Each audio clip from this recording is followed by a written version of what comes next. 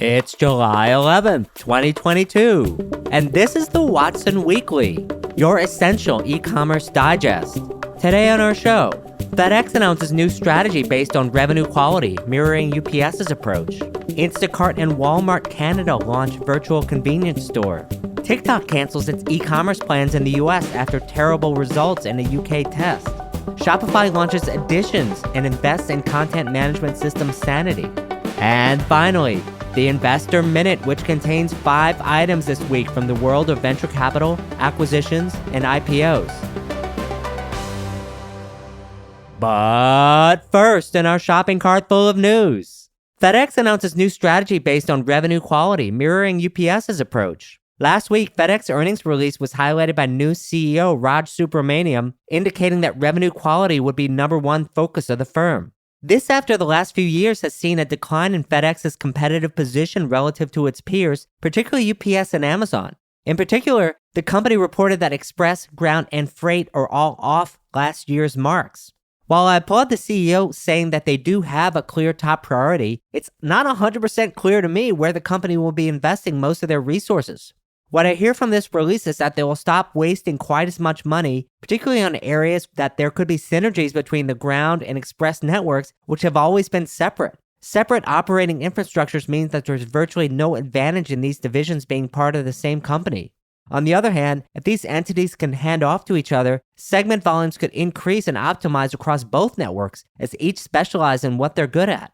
As a result, color me skeptical at the moment until a more massive shakeup happens in FedEx leadership. Our second story, Instacart and Walmart Canada launch virtual convenience store. Last week, Instacart announced that it has signed a partnership with Walmart Canada to open a virtual convenience store in the Toronto area powered by Instacart. Up to 4,000 items are being offered and the time frame is reported to be 30 minutes. Despite the fact that this could be considered good news, I think long-term Instacart still has a problem here. They have a high concentration of revenue from a few big retailers, and they are teaching these same retail partners about their business model over time. It seems more likely to me that these big retail partners will figure out their own last-mile supply chain solutions and not give such a big percentage to someone who wants to ultimately own the customer relationship. The technology used by Instacart is powered by the old Instacart Unada acquisition, which appears to be rebranded as something called Carrot Storefront. Just going to let that sink in there for a moment here. There's a software platform on the market called Carrot Storefront. It really takes quite a bit of guts to name a product after a carrot. Can't you just imagine a little virtual Bugs Bunny moving in there? Perhaps this is meant to draw attention away from the fact that Instacart is supposed to be in a quiet period after they filed their confidential IPO. It remains to be seen if the company will come out the other end of this process or be acquired itself. It definitely is not a great time in history to be going to the public markets if you aren't both growing and profitable, which is not clear if either of them apply to Instacart at the moment. Ironically, this doesn't give me a lot of confidence in the agility of Walmart Canada either. Can you imagine Amazon Canada ever partnering with someone like Instacart to deliver technology solutions? Me neither. Our third story. TikTok cancels e-commerce plans in the US after terrible results in a UK test. This one hit my radar last week as well. Social media platform TikTok, which has the most engagement and growth out of all social media platforms out there right now and is running rings around Facebook, has been trying to determine if it could introduce this to the US. According to published reports, to determine whether or not to scale the concept in the West, its parent company ByteDance tasked a UK-based team to build a live stream e-commerce offering into the app. Well, the project was plagued with problems and the consumer results were not interesting enough to continue investing in. Let me explain the reason that in general this could be happening. First, what's the average engagement time on a TikTok for a user on a single video? About 3 seconds, sometimes less. Have you ever seen the average teenager thumb-scrolling TikTok? Live stream e-commerce doesn't even have a chance. Second, what's the purpose of TikTok? Being entertained and informed. As a rule, you don't go to the site with commerce intent. Anyone who has tried to run an e-commerce brand knows that the source of the traffic to the website often matters much more than the landing page. If the people who find your site are not looking for what you're selling, then they're just going to bounce. Third, news has leaked that the team in the UK tasked with this initiative is apparently not treated very well. I don't have any special information here, but it's hard to imagine how an unmotivated team can produce a great result. So I'm sure this didn't help. However, in the words of Mark Andreessen, if there is a market for what you're doing, it will often pull a product out of even a mediocre team if they're persistent. Right now, I can only assume even a great team would not have been able to produce much better results. While this may not put the nail in the coffin yet for what people call social commerce, it does pretty much put together the end of an idea that a social media platform ever has the potential to disrupt major e-commerce platforms in the aggregate. Brands and creators who have an insane following with extremely limited time offers can make social commerce work. What about everyone else? Probably better to spend your time elsewhere.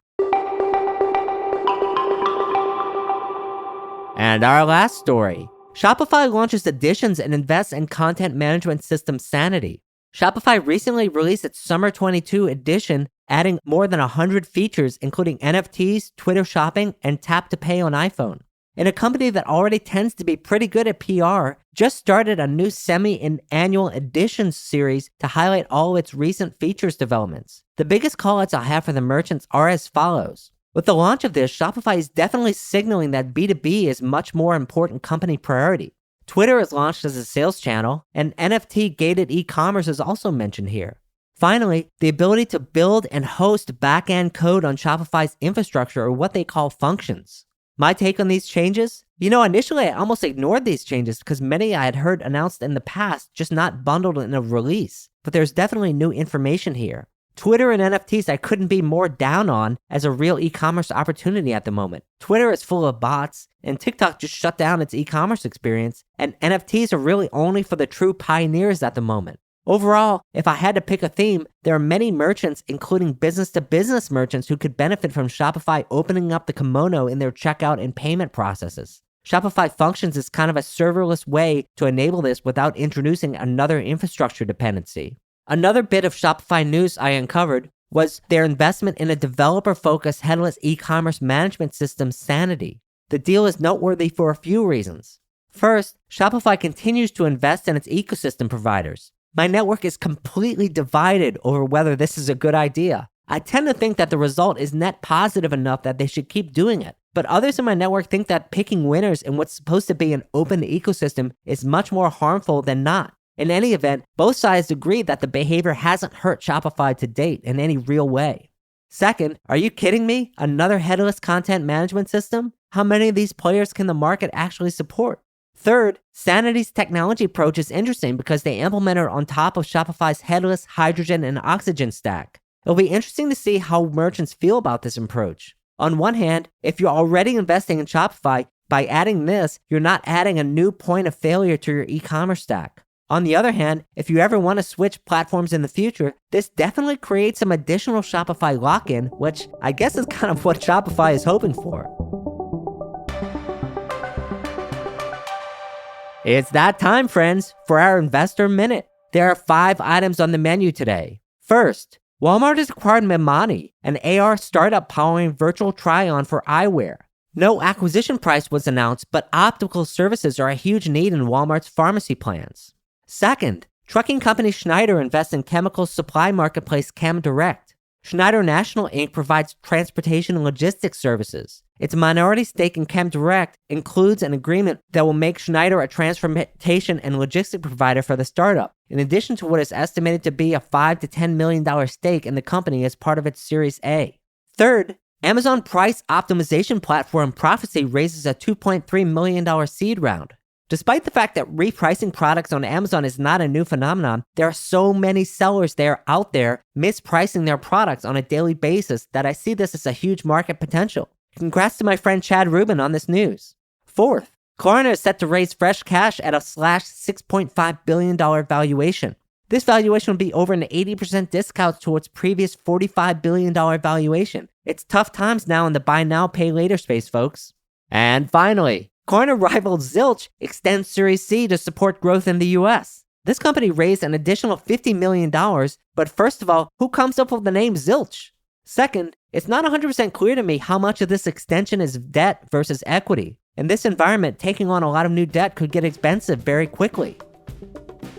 That's all for this week. Till next time, Watsonians. Hi, I'm Rick Watson, CEO and founder of RMW Commerce Consulting and host of the Watson Weekly podcast, your essential e-commerce digest. Our show is produced by Citizen Racecar. Garrett Tiedemann is our producer. Alex Brower wrote our theme music. The executive producer is David Hoffman.